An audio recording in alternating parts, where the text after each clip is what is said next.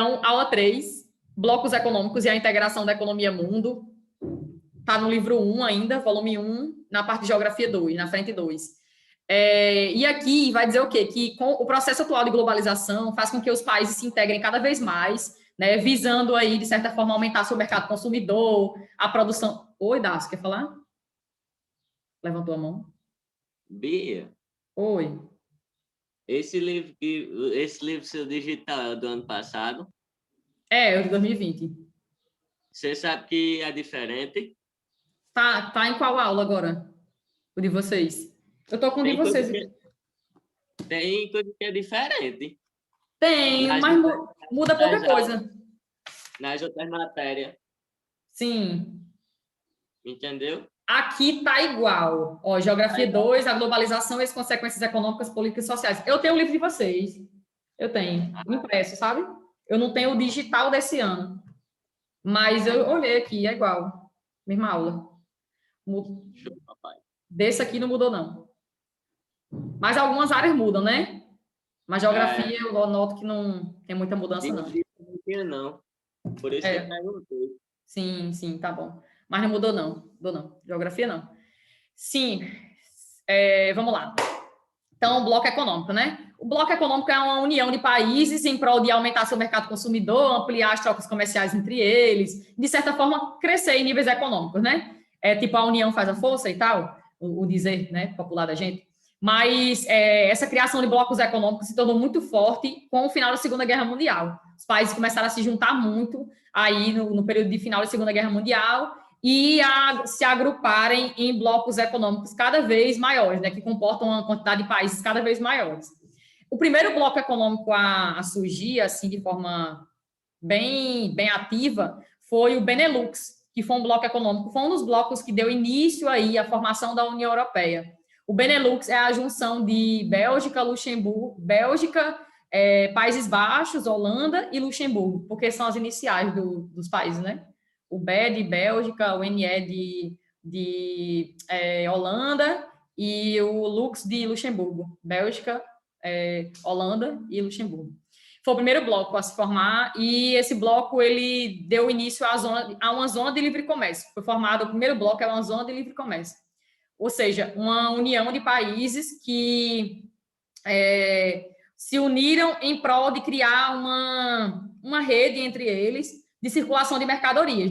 Nessa circulação de mercadorias, existia ali uma redução de impostos sobre os produtos que circulavam entre eles. Foi o primeiro bloco a se formar.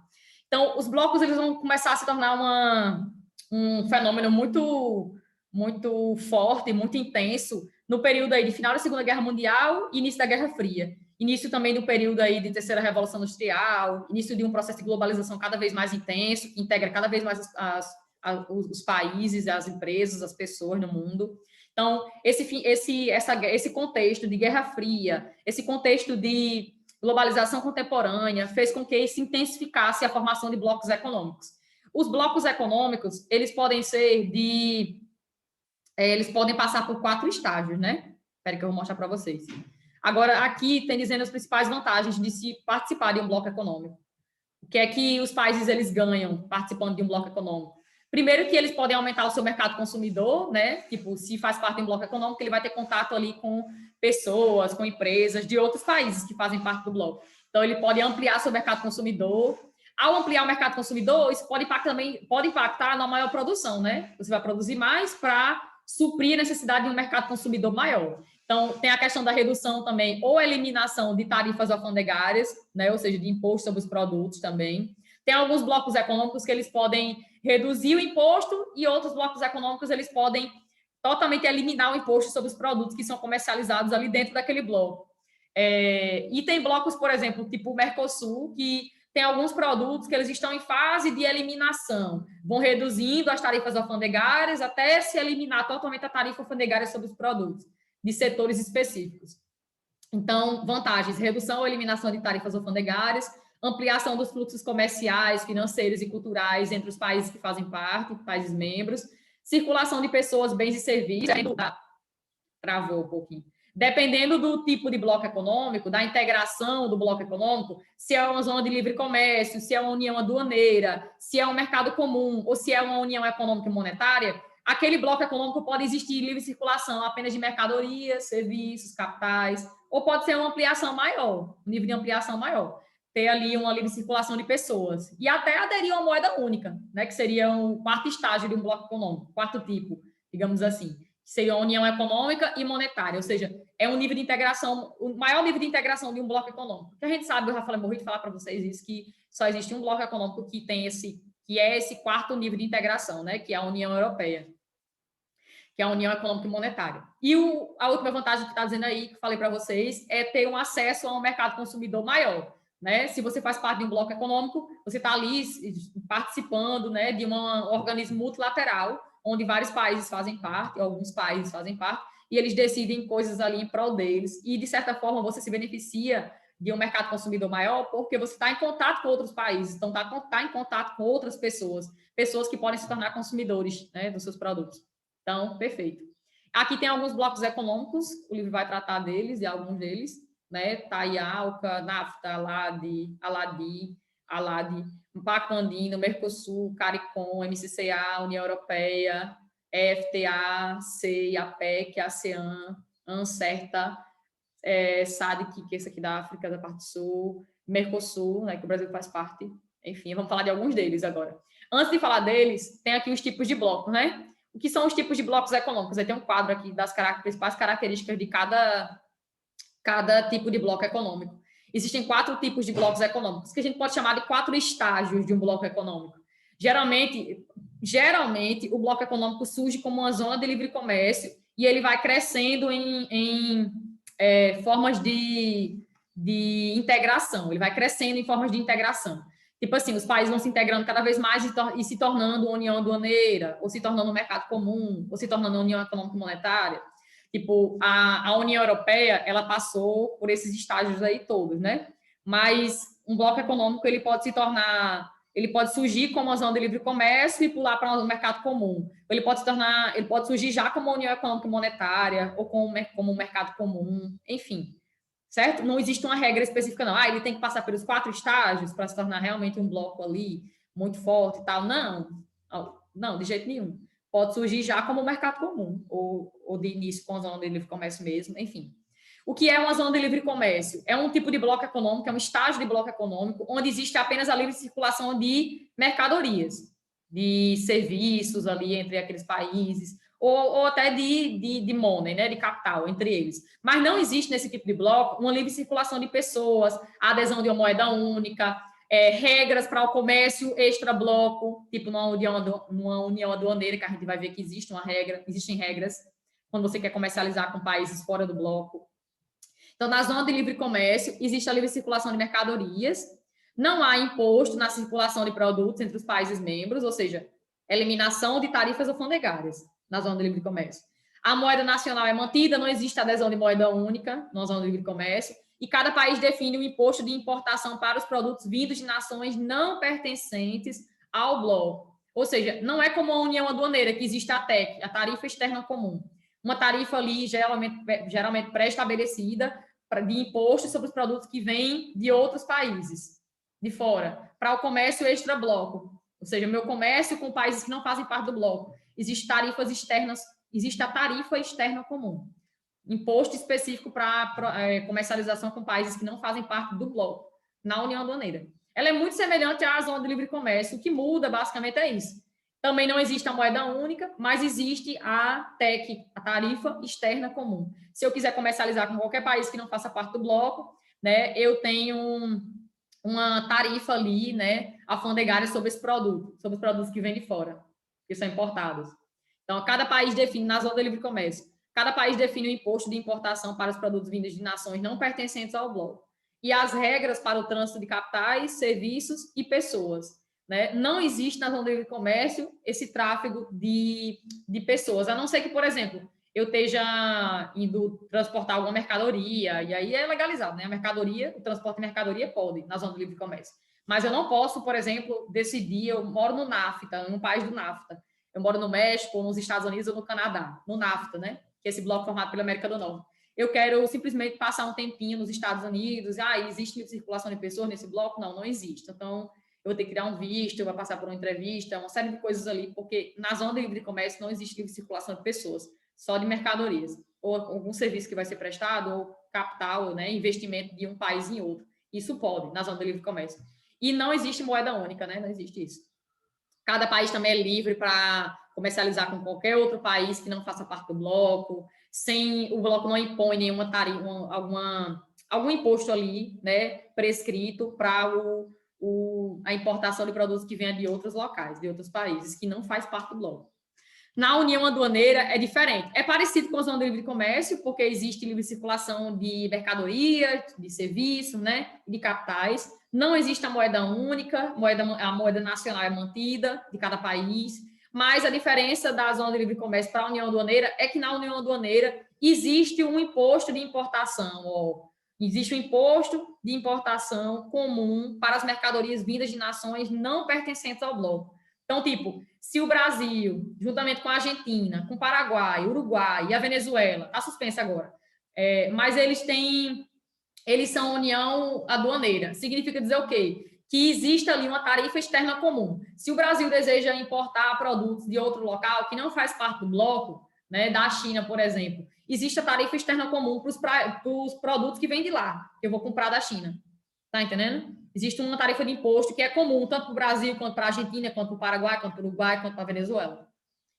Para que eles não saiam, ninguém saia perdendo. Se faz parte do bloco, ninguém vai sair perdendo ali.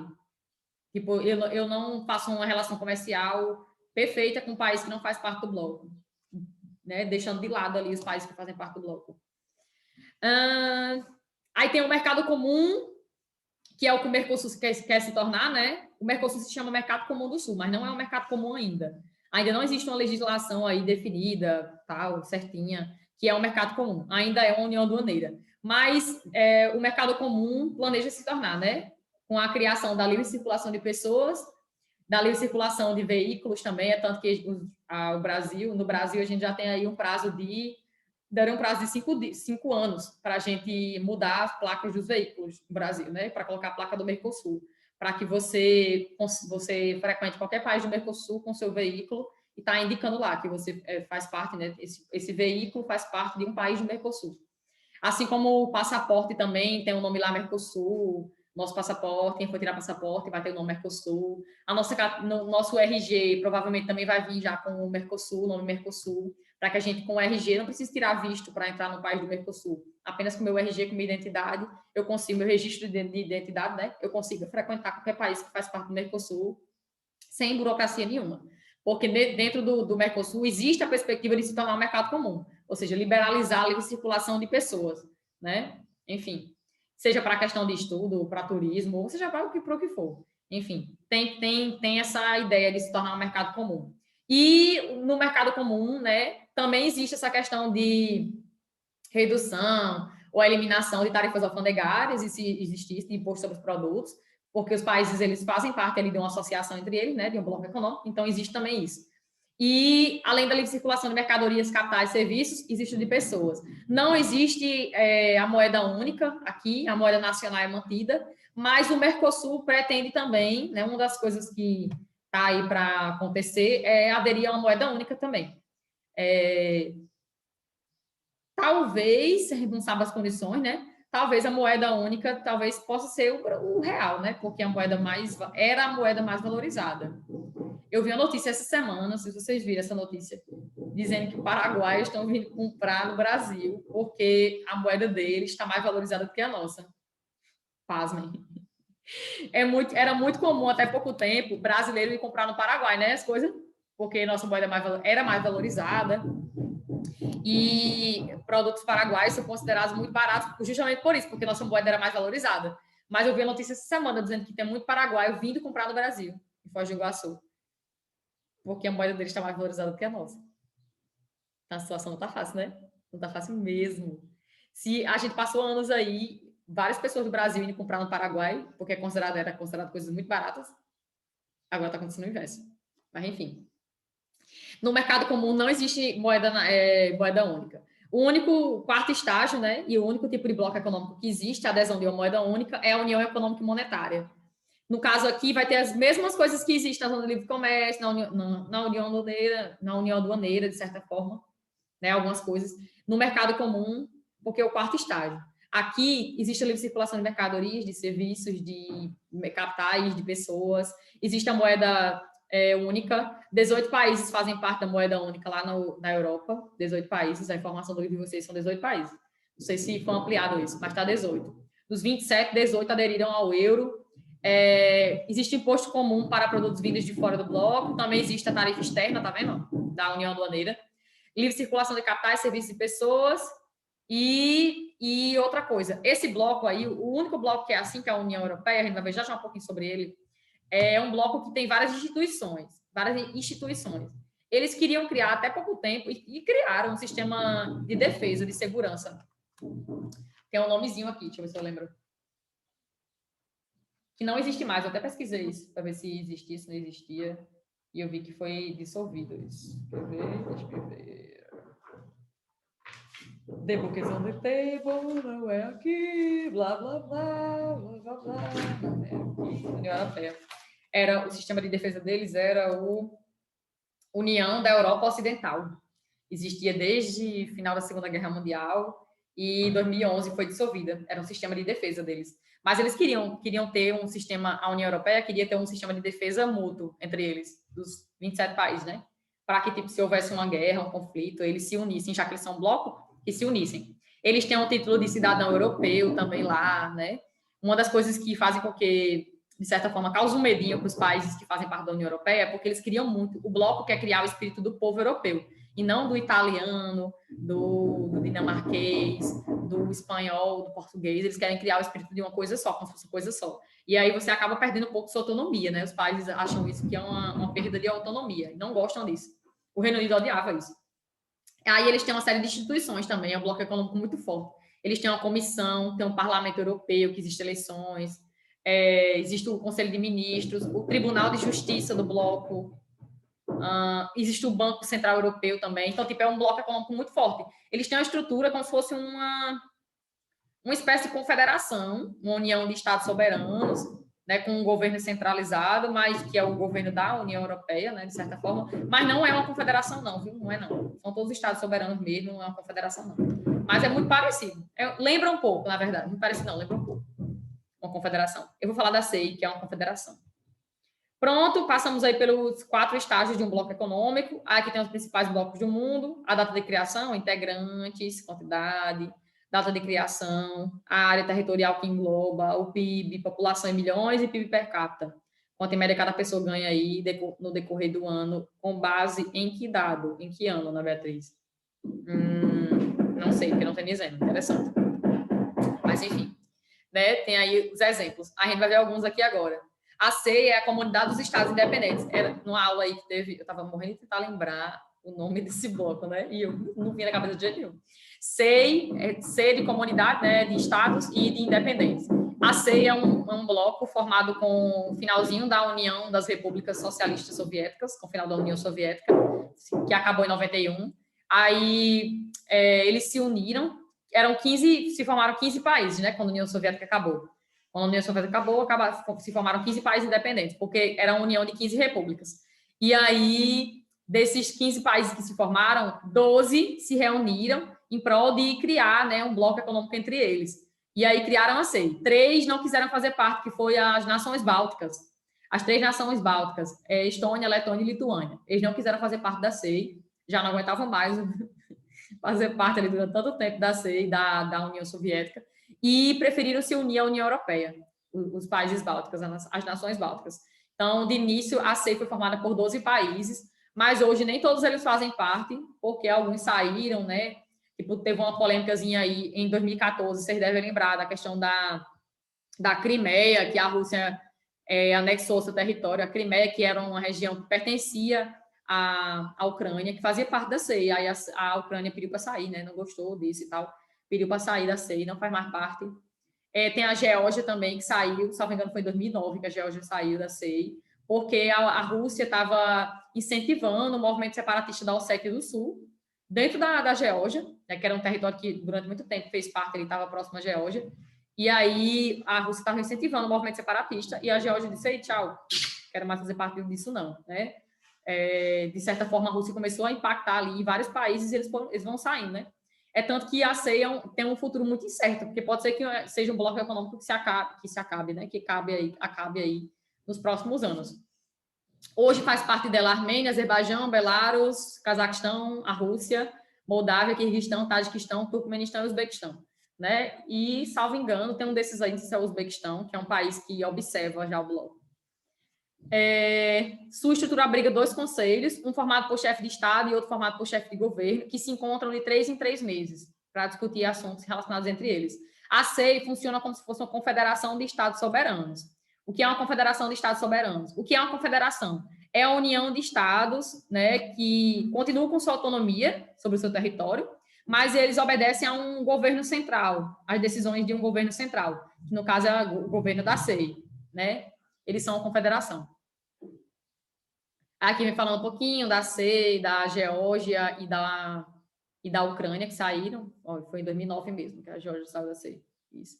E em 2014 teve o negócio da anexação da Crimeia pela Rússia, né? Que era um território que pertencia à Ucrânia, fazia parte da CEI, e aí ela caiu fora. Vou embora, não quero mais fazer parte disso aqui, não. Que a Rússia é nojenta. Enfim, foi uma falciane com a gente. E aqui agora a gente vai falar sobre a União Europeia. A União Europeia existem alguns tratados aí que foram bem importantes. Ela foi um processo até se tornar a União Europeia. Na verdade, a primeira forma de integração da Europa, de integrar países da Europa, foi o Benelux. O Benelux, formado ali pela sigla de Bélgica, Holanda, Países Baixos, e o Lux de Luxemburgo. Aí a Bélgica, o Benelux se formou em 44, aí ele foi crescendo, só agrupando uma quantidade de países maior e tal. Surgiu um outro bloco, que era a Europa dos 6, formada por a galera do Benelux, mais 3, e não lembro agora o nome dos países especificamente, não. Deixa eu ver se traz aqui de vocês o nome dos países. Da SECA, Comunidade Europeia do Carvão e do Aço. Não tem o nome, não. Enfim, não tem o nome dos outros, mas era a Europa dos 6. A SECA, a Comunidade Europeia do Carvão e do Aço, era para criar uma zona de livre comércio entre eles, do carvão, do ferro e do aço. Por isso que é SECA, Comunidade Europeia do Carvão e do Aço. E aí a SECA foi formada através de um tratado chamado Tratado de Paris, que foi em 1951. Aí, em 57, 6 anos depois, houve um novo tratado na Europa, que foi o Tratado de Roma. O Tratado de Roma instituiu uma nova forma de organização entre os países europeus, criaram o MCE, o Mercado Comum Europeu. O Mercado Comum Europeu foi crescendo em quantidade de países e com o tempo se tornou, através do Tratado de Maastricht, a União Europeia, em 1992. Então, passou de MCE para a União Europeia em 92. Mas desde a sua origem aí, desde a primeira forma de integração, que foi o Benelux, teve o Benelux, aí teve a SECA, depois da SECA veio o MCE. Mas entre o Benelux e a SECA, entre esses 2 tipos de blocos, existia ali uma livre circulação de mercadorias apenas. Aí, com a criação do Mercado Comum Europeu, em 57, eles ampliaram a integração e se tornaram um mercado comum. E aí, no mercado comum, existe a livre circulação de pessoas, né? Enfim. E com o Tratado de Maastricht, em 92, eles assinaram o tratado lá para criar a União Europeia e tal, e nessa época eles já começaram a discutir a questão de uma moeda única, que passou a circular, salvo engano, em 2002, no bloco, 2002. E os países foram aderindo aos poucos, né, ao euro. Enfim, passando de sua moeda nacional para uma moeda ali para o bloco, que era o euro. E vários países foram entrando também ao longo do MCE e também da criação da União Europeia. Vários países foram entrando com o tempo. Lá, aqui embaixo, acho que citam o progresso da entrada dos países. Então, hoje fazem parte desse bloco 27 países. Eles são o maior nível de bloco econômico do mundo. Como eu falei, eles têm várias instituições, né? Tem um banco, tem um parlamento. A galera da presidência do bloco, comanda o bloco, fica mudando a cada 6 meses. Está aqui escrito, né? Vocês vão ver no livro de vocês. Fica mudando aí a administração do bloco a cada 6 meses. E de um país para o outro, geralmente, os representantes. Eles têm várias instituições, tinha um projeto de se criar um sistema de defesa, eles tinham uma instituição para isso, mas acabou, e era a União da Europa Ocidental. E aqui embaixo, olha, Membros: França, Itália, Luxemburgo, Holanda, Bélgica, Alemanha, 57, Dinamarca e Itália entrou em 73, Grécia, Espanha, Portugal, 81, 86, tá. Aqui embaixo tem um mapa mais bonitinho, ó, mapa mostrando o processo de integração. Ó, Europa dos Seis, em 57, que era a Europa formada pelo MCE, pela CEC e pelo MCE. Aqui, mulher, os países que eu queria saber, ó. Era a Alemanha, de início, era só a Alemanha Ocidental que entrou na CECA. A Alemanha Ocidental, enquanto a Alemanha não era unificada, né? Que a Alemanha só foi reunificada em 89, com a queda do Muro de Berlim. Então, de início, quem fez parte aí do protótipo da União Europeia foi a Alemanha Ocidental. Depois, foi reunificada, foi tudo. Então, a Europa dos Seis era o Benelux, Bélgica, Holanda e Luxemburgo, mais França, Alemanha e quem era o país? Aqui está dizendo que era Dinamarca. Eu não tenho certeza absoluta. Enfim, deixa eu olhar aqui. Para a gente não errar, isso está sendo gravado, né? Enfim, e eu também não tenho como lembrar de tudo nessa vida. Países membros. Era a Bélgica, Países Baixos, Luxemburgo, Alemanha, França e Itália. Alemanha, França e Itália. Mulher, eu esqueci da Itália aqui embaixo, bichinha. Foi mesmo. E a Itália. Alemanha, França e Itália. A Europa dos Seis. Aí, 73, aqui, Europa dos Nove, entraram mais alguns países. Aí, 81, Europa dos 10 países, 86 dos 12, 95 dos 15, 2004 dos 25 e 2007 dos 27. Né? Na verdade, deveria estar aqui 28, né? Porque era 28 e, recentemente, 31, ou foi 30 de janeiro de 2020? Deixa eu olhar aqui. Janeiro de 2020.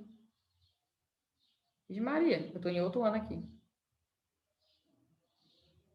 2020. Fevereiro, 31, foi 31. 31 de janeiro de 2020.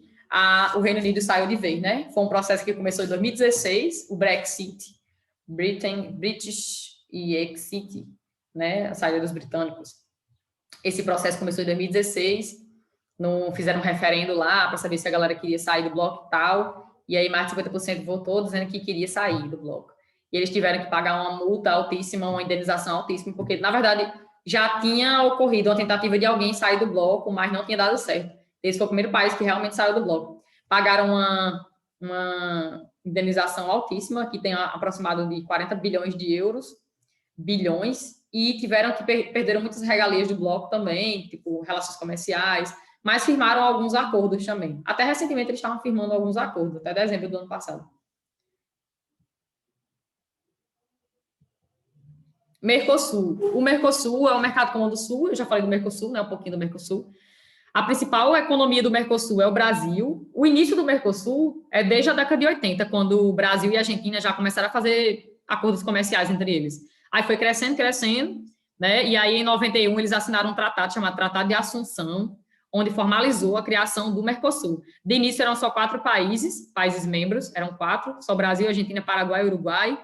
Aí, em 2006, começou o processo de entrada da Venezuela, mas ela só entrou de vez em 2012, como membro efetivo. E, hoje em dia, todos os países da América do Sul, né, praticamente, são membros associados ao bloco. Não participam de todas as regras, todos os benefícios, regalias, mas fazem parte como membro associado do Mercosul. E, o que mais? Eles fizeram também, o Mercosul já fez aí alianças com alguns países no mundo.